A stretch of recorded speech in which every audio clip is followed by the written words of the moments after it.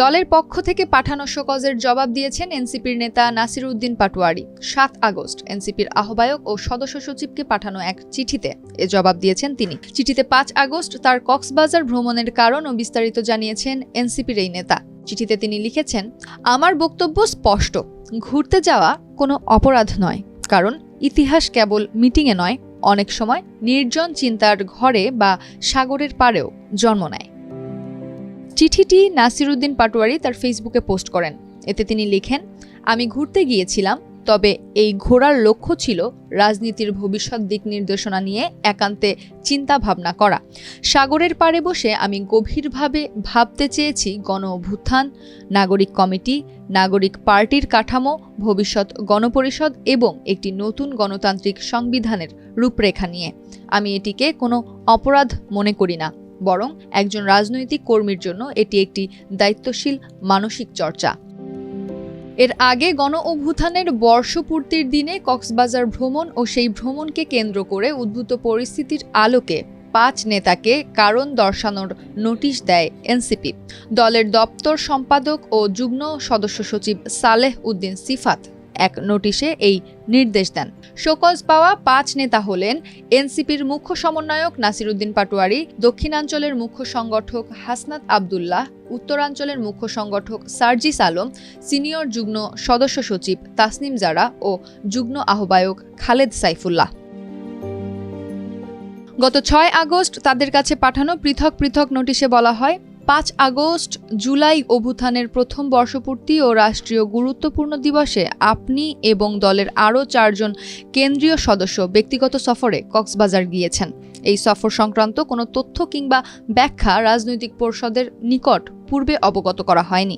এমতাবস্থায় আপনার এই সিদ্ধান্তের কারণ ও প্রেক্ষাপট সম্পর্কে আগামী ২৪ ঘণ্টার মধ্যে আহ্বায়ক জনাব মোহাম্মদ নাহিদ ইসলাম এবং সদস্য সচিব জনাব আখতার হোসেনের নিকট সশরীরে উপস্থিত হয়ে লিখিত ব্যাখ্যা প্রদান করার জন্য আপনাকে নির্দেশক্রমে অনুরোধ করা যাচ্ছে।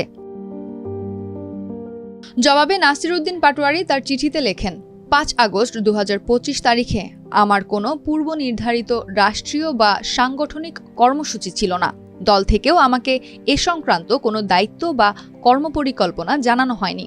৪ আগস্ট রাতে দলের মুখ্য সংগঠক হাসনাত আবদুল্লাহ তার কোচিং অফিসের সহকর্মীর ফোন ব্যবহার করে আমাকে জানান যে সে তার স্কুল বন্ধুদের সঙ্গে ২ দিনের জন্য ঘুরতে যাবে।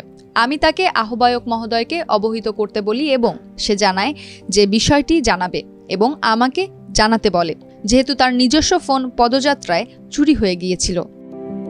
তিনি আরও লিখেন, ৪ আগস্ট রাতে পার্টি অফিসে আমি আহ্বায়ক মহোদয়ের সঙ্গে দেখা করে বিষয়টি জানাই।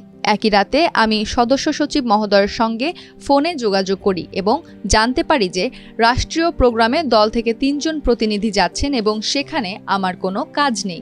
আমি কোনো দায়িত্ব না থাকায় এবং ব্যক্তিগত প্রয়োজন ও মানসিক প্রস্তুতির অংশ হিসেবে ঘুরতে যাওয়ার সিদ্ধান্ত গ্রহণ করি। সফর সঙ্গী হিসেবে সস্ত্রীক সার্জিস আলম ও তাসনিম জারা খালেদ সাইফুল্লাহ দম্পতি যুক্ত হন।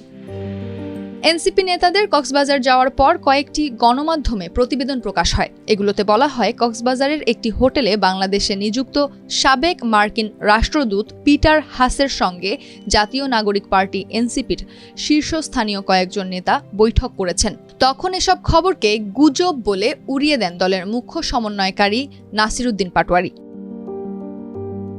তিনি তার শোকজের জবাবে দেওয়া চিঠিতে লেখেন, কক্সবাজার পৌঁছানোর পর হঠাৎ গুজব ছড়িয়ে পড়ে যে আমরা নাকি সাবেক মার্কিন রাষ্ট্রদূত পিটার হাসের সঙ্গে দেখা করতে এসেছি। আমি তাৎক্ষণিকভাবে গণমাধ্যমকে জানাই যে এটি সম্পূর্ণ মিথ্যা এবং উদ্দেশ্য প্রণোদিত অপপ্রচার। হোটেল কর্তৃপক্ষ নিশ্চিত করে জানায় সেখানে পিটার হাস নামে কেউ নেই। পরবর্তীতে বিভিন্ন সূত্র থেকে জানা যায় তিনি তখন ওয়াশিংটনে অবস্থান করছিলেন।